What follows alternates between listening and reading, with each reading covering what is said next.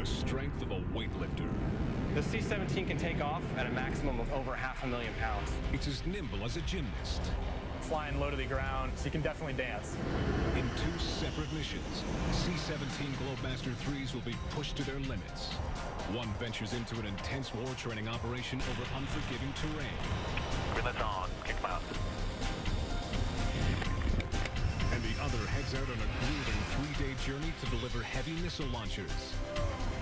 They are missions that will put each crew member and these $200 million jets to the test.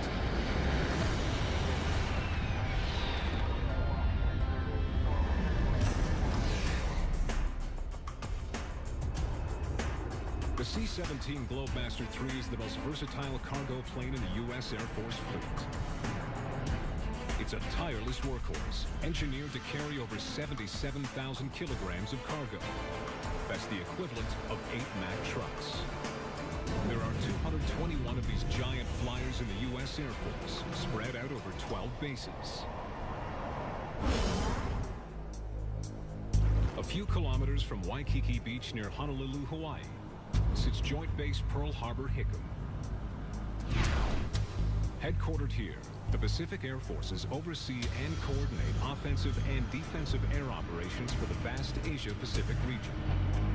It's also home to 8 C-17 Globemaster 3s.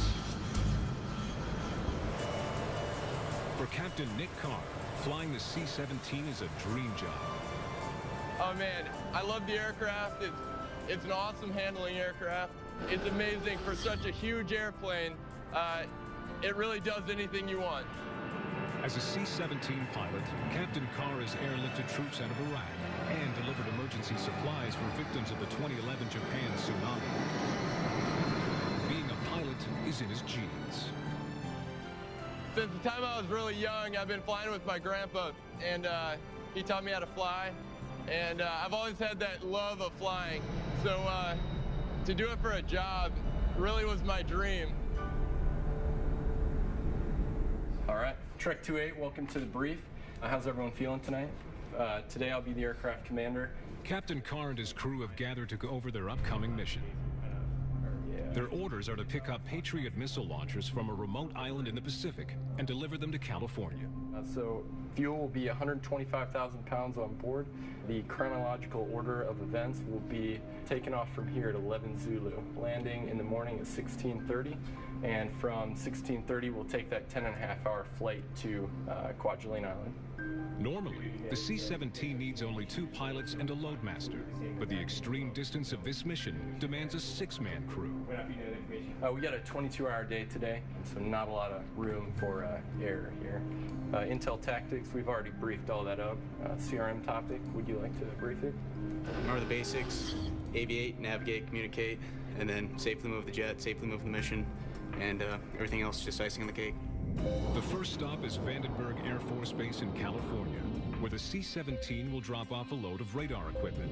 Then begins an 8,000-kilometer non-stop flight to Kwajalein Island, part of the Marshall Islands in the northern Pacific.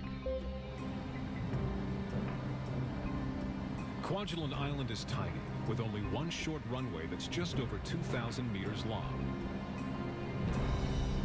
The small runway ends at the ocean's edge, a risky landing if they can't manage to stop in time. You know, there is a risk with it, but it's something that we're trained to do, it's something that we're capable of doing, and it's something that, you know, we actually want to do. That's the great thing about this plane here, is that this plane can take oversized cargo to small runways, you know, places that typical planes can't get into. In the heavyweight world of cargo planes, the C-17 is a gem.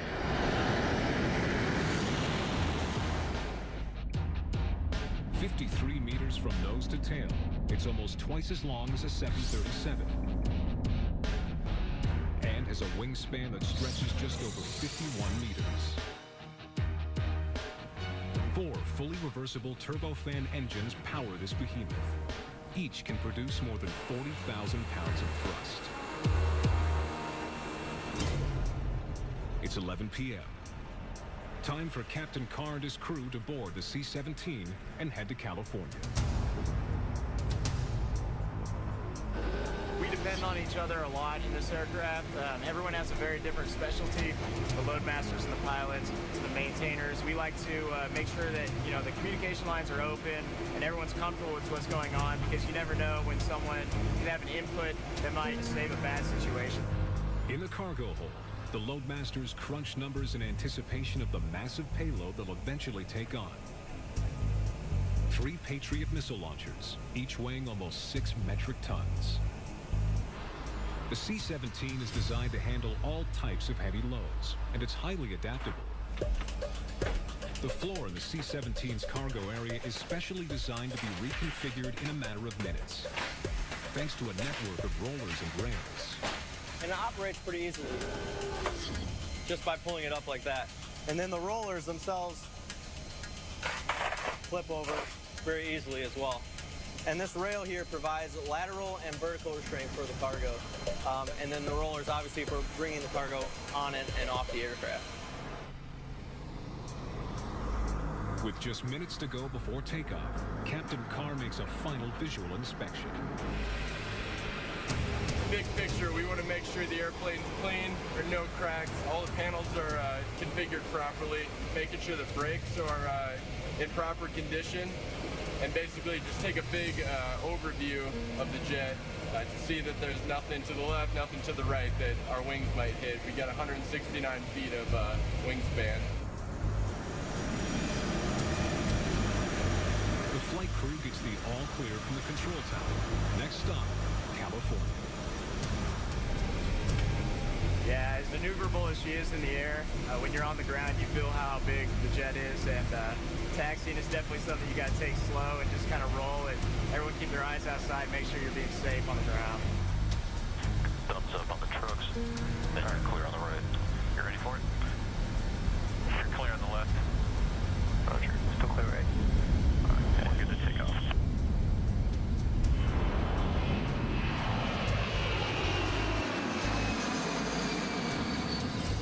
Safely off the ground, the crew can now focus on the first leg of the journey. Right here, I am doing our coast-out checklist. This is something that we typically do.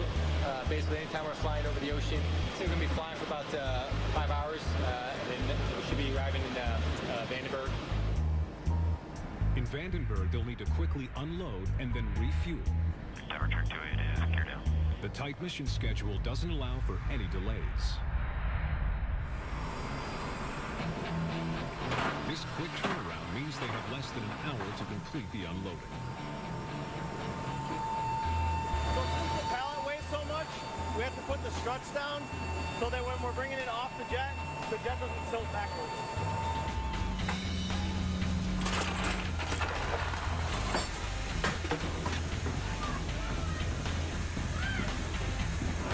During the next leg of the journey, Captain Carr and his team will log almost 8,000 kilometers crossing the Pacific, pushing C-17's fuel envelope to the max.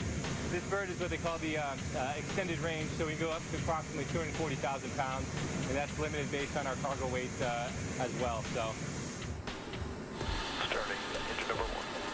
Before takeoff, the crew uses reverse thrust to back up in order to get the C-17 in position on the runway. The payload door is open, so the loadmaster can see clearly when guiding the pilot backwards. Alright, come on back. Come on back. There are very few planes this size that can back up on their own power. Come on back. The pilots depend on a running commentary provided by the loadmaster to keep the plane on track. Come on back. A little bit towards 4. Come on back. We can't see out the back, so we need that loadmaster back there to direct. And he's talking the whole time, and the agreement is that if he stops talking, that we're going to stop immediately because we assume that he may have fallen out. We don't want to run over it. Come on back. Every loadmaster will say, come on back. Come on back. 5, 4, 3, 2, 1, stop. Truck 28 Heavy 1300 at 11, clear for takeoff. 2, clear for takeoff. Safety in black. Okay. The next leg of the mission is off to a good start. Let it roll. Let it roll. Rotate. Rotate. Now the crew can settle in for the rest of this marathon mission that will last for more than 24 hours. 3,600 kilometers away in the skies over Alaska, another C-17 is about to fly into a challenging combat training mission involving over 75 paratroopers.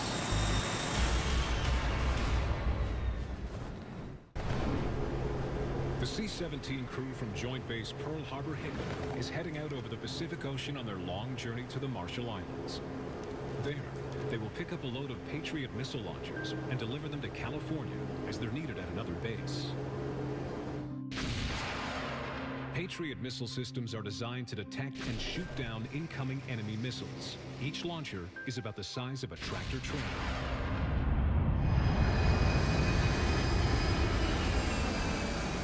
Whether it's moving missile launchers or delivering troops to a combat zone, the C-17 Globemaster 3 was designed for war. And to sharpen their combat skills, many C-17 crews head north.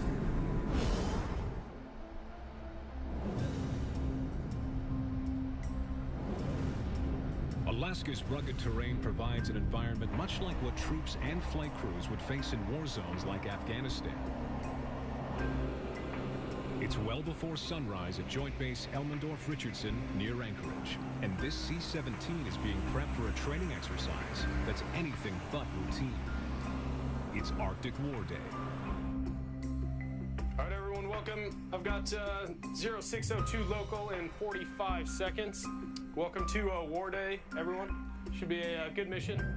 War Day pulls together all of the base's available resources to create combat conditions. For the C-17s, commit at 1811. And the C-17s are in the center of the action.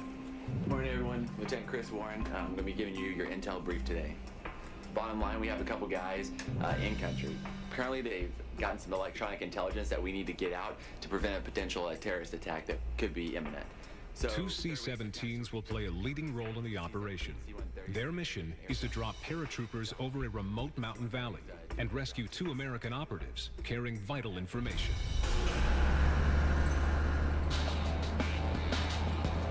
It's a highly coordinated exercise. And just like a real combat situation, nothing is left to chance. Cover a couple mission objectives first. 8-1 will be myself, Major Phillips. We have Captain Wendler with us as well. After the briefing, the C-17 crews go over their mission. Major Brian Phillips will be at the controls of one of the C-17s. He's concerned about the wind conditions at the drop zone, called the DZ, where the paratroopers will jump. We could have winds gusting 20, 25 knots, so we're going to need to get a good report from Major Dillon up there on the DZ so we can make a call on the jumpers. As part of the mission, each C-17 will drop approximately 75 paratroopers who will secure the valley where the aircraft need to land.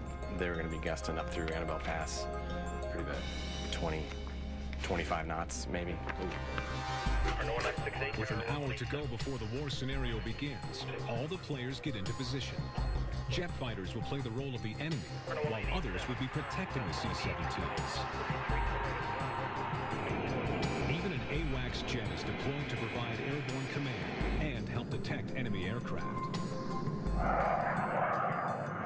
We have a real unique training environment here in Alaska. So it allows us to basically practice our wartime mission at home. And it's a phenomenal capability that we have here. It's really awesome. At the crack of dawn, the paratroopers make their way across the tarmac. Wearing their parachutes and carrying their 36-kilogram kit packs, just walking is a struggle. The paratroopers awkwardly make their way up the back ramp. Stay on the grip, don't step on that metal. Slip. And the morning dew on the steel ramp doesn't help.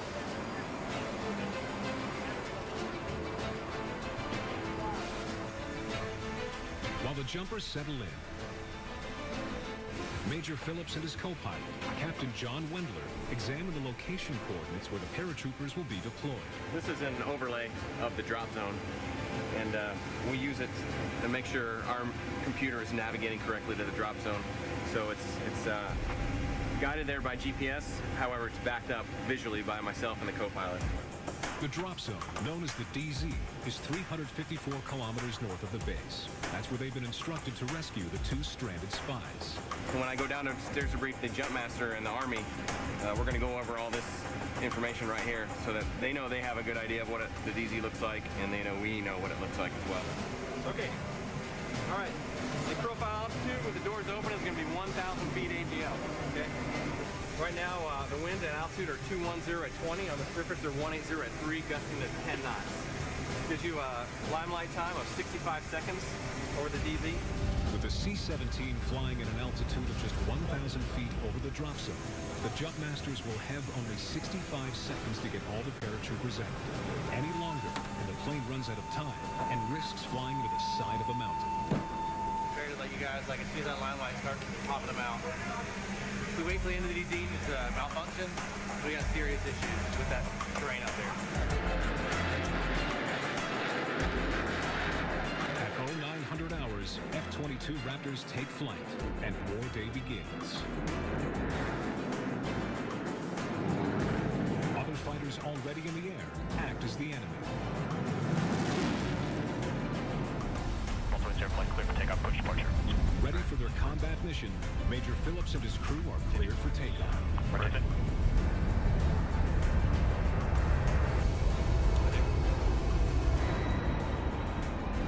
On the way to the drop zone, Major Phillips maintains an altitude of 1,000 feet. We fly low level because the C-17 is large. It's not a stealth aircraft at all. So our tactics to avoid radar detection is to fly low to the ground. So when I say low level, I mean it's a route through the mountains at anywhere from 300 to 1,000 feet above the ground.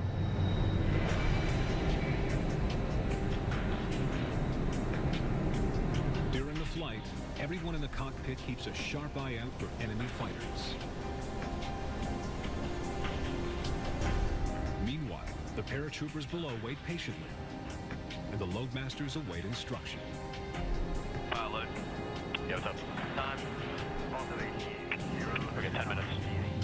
We constantly need to inform the loadmasters of what's going on. That way they can communicate to the troops in the back to let them know where we are, how long till they jump.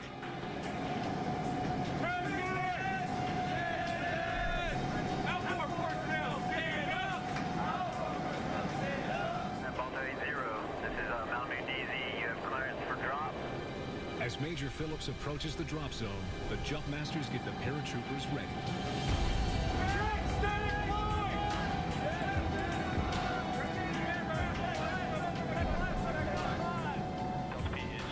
The Loadmasters are in charge of opening and closing the 2 side doors. P0 doors are clear to open.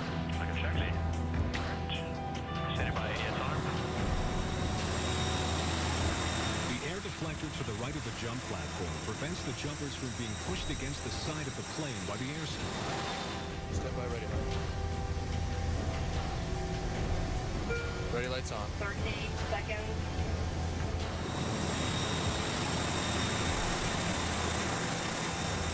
Flying at this low altitude makes for a bumpy ride. They're flying at just 1,000 feet and are surrounded by some very unforgiving mountains. It's up to Major Phillips and his flight crew to keep the jet level and get the troopers out fast.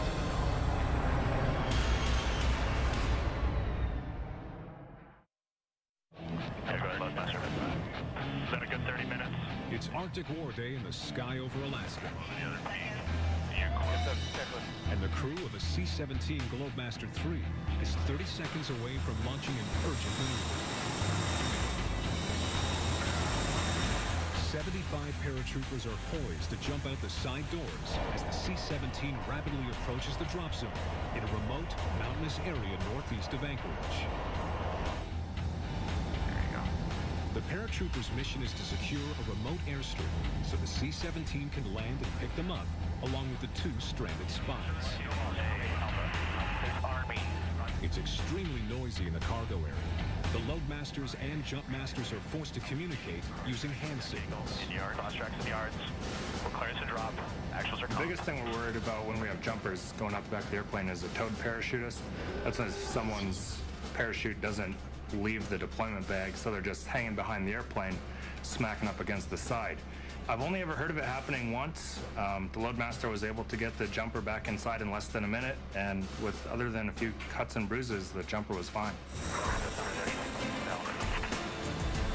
As the C-17 nears the drop zone, Major Phillips concentrates on keeping the aircraft as steady as possible. Well, it's really critical to be stable at your drop altitude. So when those guys are standing back there out in the door, they're not getting rocked around, and we know they're going to be at the right airspeed required for the airdrop. Stand by, ready light. A little bit less than that, a little bit less. Ready light, left. At 1,000 feet and a steady 240 kilometers per hour, it's nearly go time. When the light goes green, there is no turning back. 10 seconds. Next step. Here we go. Co-pilot Captain Wendler counts them down. 4, 3, 2, 1. Green light. Green light's on. Kick them out. And anytime we have guys going off the back, I'm always concerned with their safety. It's not just cargo. They're actually live human beings that are going out. The paratroopers jump from both side doors. They have only 65 seconds before the C-17 has to climb higher to avoid crashing into a mountain.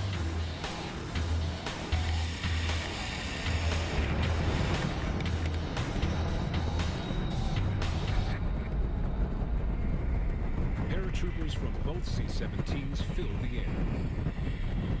Their focus is landing as close to the unpaved runway as possible.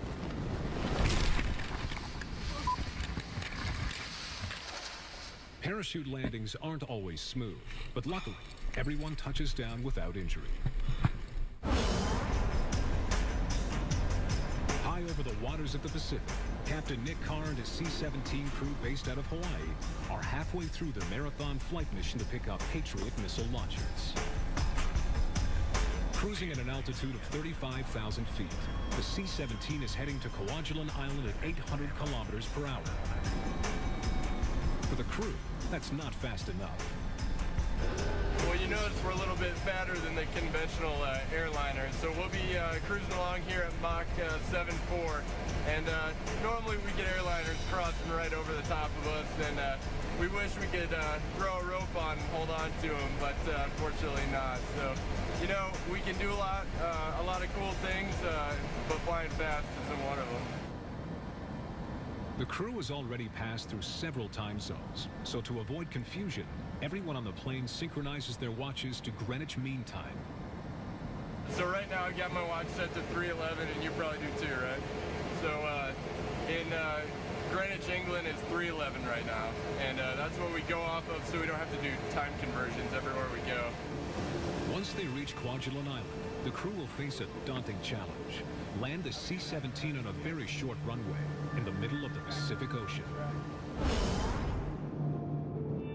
C-17s were specifically designed to be able to land on short and often unpaved runways. The key to the C-17's short landings is its propulsive lift system, which directs engine exhaust onto the large wing flaps. This alters the pitch of the nose and creates more lift, allowing for a steeper descent and shorter landing. But this design doesn't guarantee a safe or easy landing. So that was just flying the scene for that one. In the skies over Alaska, Arctic War Day exercises continue. With the paratroopers safely on the ground, the static lines are pulled in. And the Globemasters secure the doors as the aircraft climbs higher. I'm going to say it's 9,500. They head further into the mountains to hone their cranking and banking skills. These are low-level steep turns within close range of the high peaks. So what we're going to get into is the Alaska Range, which is part of what Mount McKinley, we call it Denali here locally. Get into that mountain turbulence now. See, we're going up this range here, the Alaska Range. I'm going to say it's 13,700. When you're at flying around in a terrain like Alaska, where you have, very large peaks and, some really, really deep valleys, where you really have to be able to carve and turn that big aircraft to keep from hitting, a big wall of granite. Charlie is still 919, Charlie. Altitude? 4,000 feet. Just across the river, 4,000. For an aircraft that tips the scales at almost 190,000 kilograms, the C-17 is surprisingly nimble. It's a very impressive aircraft. I mean, flying low to the ground, 350 knots, at 300 feet, you can still yank and bank with the best of them, so you can definitely dance. Is that a good 20 minutes? Yeah. Yeah, really good. When you're talking mountain low levels, you have to always anticipate the direction you're turning, how far in advance you're going to need to start that turn, and that all depends upon your airspeed and your altitude. And it really comes from training that you know when to start those turns, and that's why the training here is so beneficial. These low-level training maneuvers are geared to flying under enemy radar in hostile war zones. So you want to turn inside of all that stuff. Okay. Oh yeah, I got it. I get it. 313. You go up to 13,000, we'll be at the top of the world. We'll be in the MOA. Just keep moving. Yeah, that's perfect. Yeah. Yep. Yeah, the biggest thing for us is when we're trying to get that low-level training is the ability to be visual and see the ground. So as long as we have the ability to see those big hunks of granite around us, then we feel comfortable getting out and get some of the best training we can. Unfortunately, we're a little bit further over the mountain than what I figured we would. The sun has broken through the clouds and is working to their advantage. We actually prefer that sun, at an angle. Then it'll create that shadow effect. It helps us get a good visual depth perception as a pilot. It's very pilot-friendly when you're flying close to the ground like that. But the clear weather doesn't mean they can let their guard down. Proximity. The alarm gets everyone's attention in the cockpit. The other C-17 is just off their wingtip.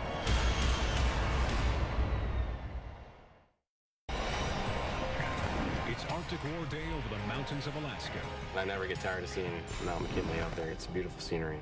Major Phillips and his crew have dropped off 75 paratroopers. An alarm suddenly gets everyone's attention. Proximity.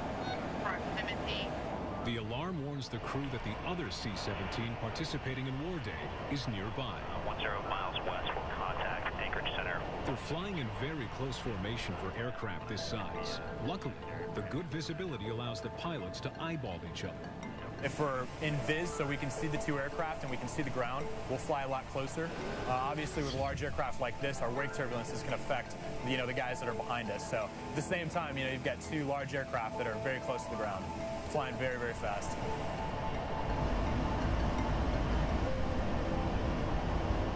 The second C-17 has dropped back and is now flying right off Major Phillips' tail. The trailing pilot is constantly making adjustments, trying to avoid the turbulence created by the plane in front.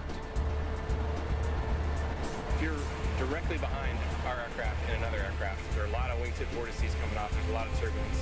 So he's getting rocked around a little bit. Some things he can do is he can stack slightly above us, and that'll help get us out of our wash.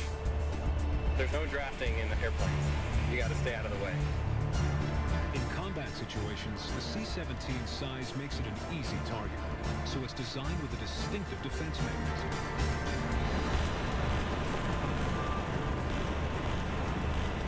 Magnesium flares, radiating heat at over 1,000 degrees Celsius, draw heat-seeking missiles away from the aircraft. Most countries in the world, have access to that kind of threat for airplanes to fly low and slow to the ground. And so flares is a primary defense mechanism to help protect our airplane from infrared threats. The distinctive smoke trails left behind by the flares are known as angel wings. 4,800 kilometers southwest, across the Pacific, another C-17 is on a marathon flight. Its mission, to pick up a load of Patriot missile launchers from the remote Marshall Islands. Big island about 100 miles off our right wing. And I can't see 100 miles anyway. This 6-man crew has been in flight for 19 bone-aching hours. Those not needed in the cockpit try to rest. But the C-17 wasn't built for comfort. Basically, you try to sleep when you can. There's the old expression, you sleep till you're hungry and then eat until you're tired. But unfortunately for us, this is part of the game. This is kind of what we do. So really what you have to do is, whether it's resting when you can, kind of sneaking in cat naps, just being honest with each crew member as well. You feeling? Pretty tired. I think I'm go grab Wes and jump in for the last 45 or so. All right, get off later. The managing of the fatigue is a huge part of what we have to do. We switch out pilots in the seat, let other guys get rest in the bunk. Try to get a workout in when you can, try to get some food in when you can. Just mess up if you're feeling tired and let your buddies know so that they can step in for you. Back in Alaska, Major Phillips and his C-17 are heading toward a short, unpaid landing strip to pick up paratroopers and 2 Allied spies. But the training exercise suddenly turns dangerously real. Hey, Joe Boo. The flight crew has detected a serious problem with one of the engines. Yeah. We noticed an abnormal indication on one of our engines. The oil quantity is dropping. Right now, everything's safe. We want to make sure that the airplane stays flying. The throttle back, right? Throttle's back right now, but as it goes up, the quantity's going down. Right now, we're in all the emergency checklists, make sure the airplane's still safe to fly, everything's good to go. We train for the worst case scenario if we end up losing an engine for that particular reason. The crippled number 1 engine is forcing the crew's hand. Flying over the mountains is no time to take chances. What's going on? Okay, here we go. We got an oil quantity low message, so we may have to shut down the engine as a precaution.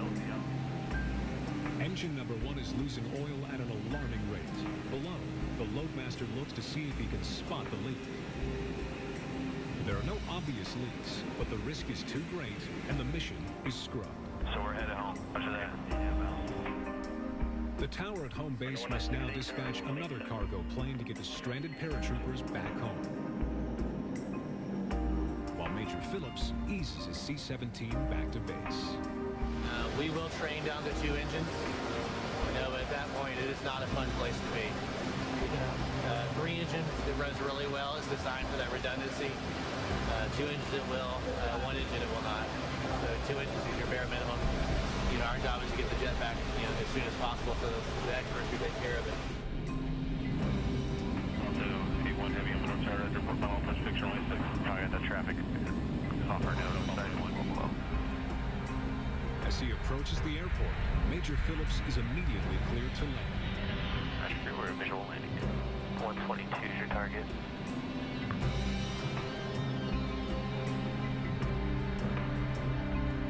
He brings the jet down gently, doing his best not to damage the crippled engine any further. I guess we're going to shut him down here. It's disappointing, but things like that happen, and we can try again another day. For Major Phillips and his crew, their mission is over.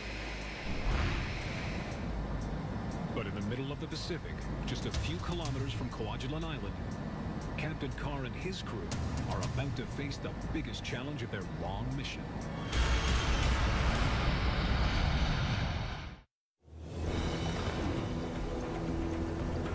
Captain Nick Carr and his crew have been flying for 20 hours. Now, they're closing in on Kwajalein Island in the Marshall Islands for their final approach. Are we there yet? Yeah, we've been going at it for about 20 hours now. We alerted in Hawaii at 9 p.m. It's now 5 p.m. the day after. So, long day, so we're looking forward to landing. With their mission barely half over, the crew focuses on a safe landing on a tiny, remote runway in the middle of the Pacific. We need 3,500 feet of landing runway. That's our minimum. However, as far as stopping distance, usually we can stop this thing in less than 2,000 feet if we need to. So as we come in on downwind, I'm thinking about airspeed, altitude, and aircraft configuration. I'm angling final. You got winds from the right. We leveled off at 1,500 feet, and we got the runway in sight. I got you 500 feet down, 1,000 feet. All right, I'm gonna try to keep right there. We configured the flaps to 1/2.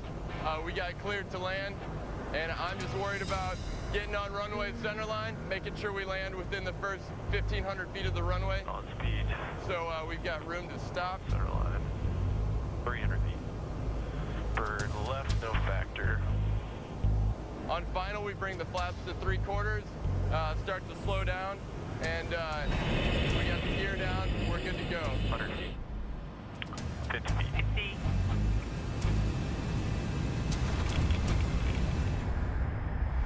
Once the wheels touch down, the powerful brakes take over. The braking system on this thing is amazing. You'll stop the plane in a very, very short distance. C-17s can go from more than 320 down to 40 kilometers per hour in seconds. All right, nice. There are 12 brake assemblies, one for each wheel, each weighing over 45 kilograms. All this gray matter right here, it's a composite material that you just don't get at your local auto parts store. With so much stress placed on the braking system, every assembly gets a thorough visual inspection before and after every flight. Each one has a wear indicator that's easy to spot. And as the brake wears, more and more this rod will actually start to slide into the tab, and once the tip of the rod and the top of the tab meet and they are flush, then we know it's to be a bad brake and needs to be changed. I can tell by looking at the rod is that the brake has about another month's worth of flying to do. The crew has been on the ground for only a few minutes, and despite their long journey, there's no time to rest. 1, 2, 3. The C-17 is working under a firm deadline. Keep it going. The Army needs the missile launchers back at Vandenberg Air Force Base in California by end of day tomorrow for redeployment.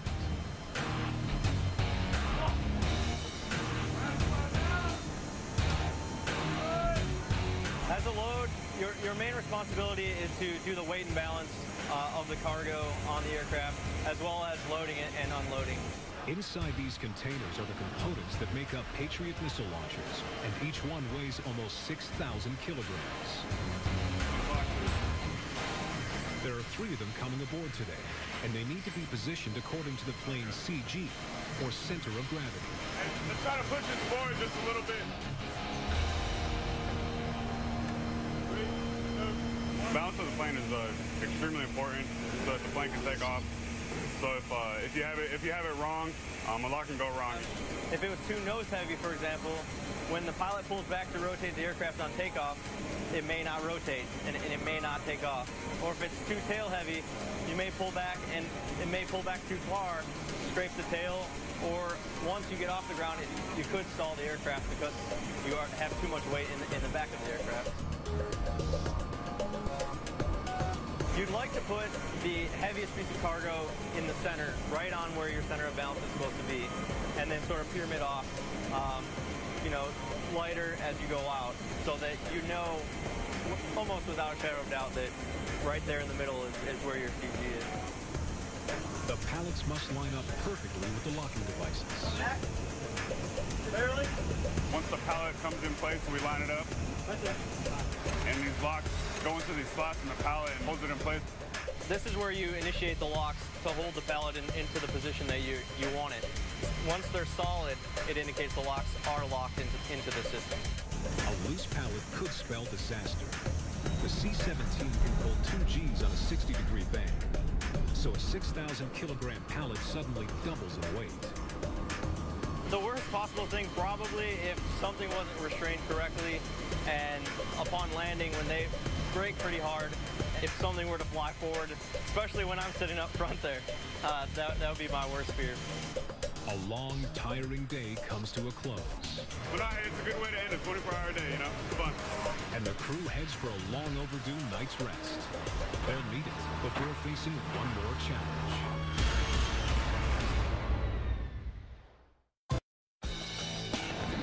Captain Nick Carr and his C-17 flight crew have just flown over 7,700 kilometers to Kwajalein in the Marshall Islands to pick up Patriot missile launchers.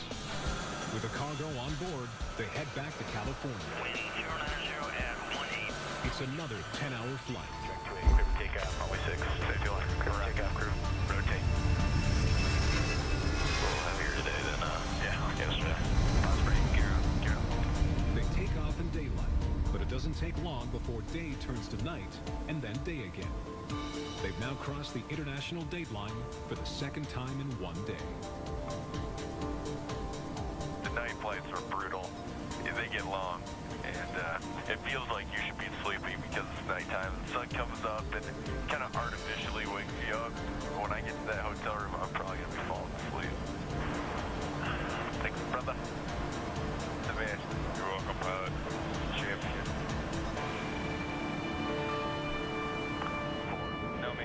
A curtain of heavy fog and rain has moved in over the west coast. The landing at Vandenberg Air Force Base is hopefully the final challenge for the tired crew. It's got to be less than what?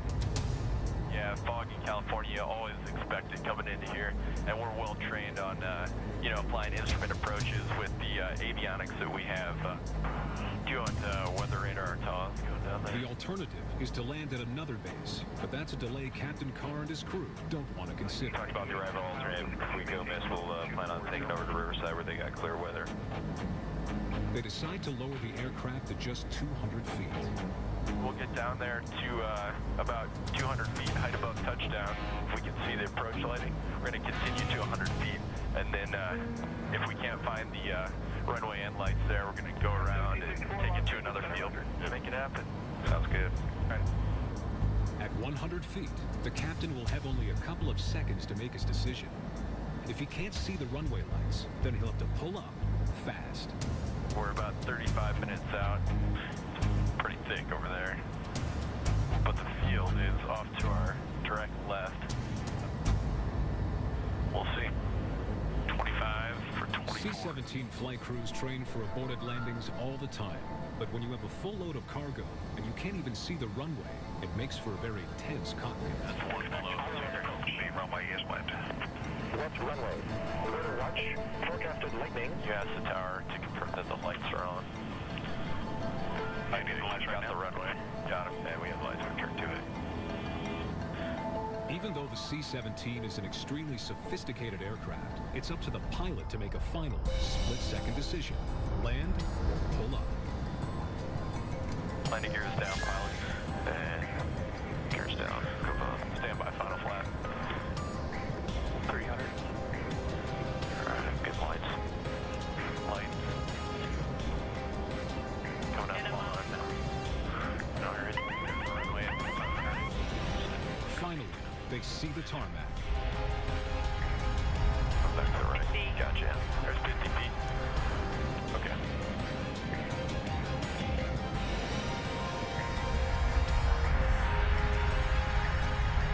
Gently, the crew eases the huge C-17 to the ground.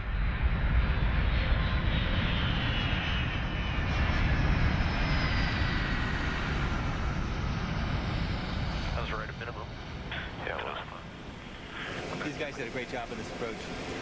Nothing better than the Mark 1 eyeball. That's the best thing we got going for us. With a safe touchdown, the Loadmasters and ground crew can now execute the final task of the mission.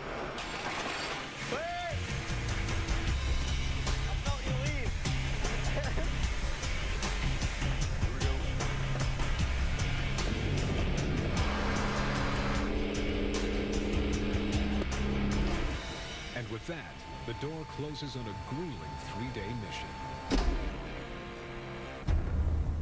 On this mission, we had on-time takeoffs every time, on-time landing. All the cargo got delivered that needed to, and we did the mission safely. So I consider that pretty effective. Good trip, guys. That was good. Way to finish strong. Pat each other on the back. brother. In 2 separate missions, the C-17 Globemaster 3 faced incredibly tough challenges, both as a heavy cargo mover and as a deployer of troops in combat. You really do feel like you're flying a much smaller jet. It doesn't seem like it would be as big as it is when you get out on the ground and you look at it.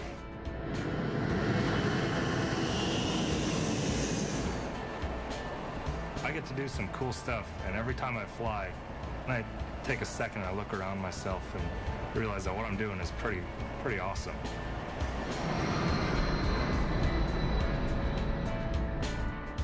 You know, every once in a while I am reminded of the power of the airplane. You know, I'm reminded of how agile and how nimble the airplane is. Can't believe I'm getting paid to do this. The C-17 Globemaster 3, a one-of-a-kind aircraft in a class all of its own.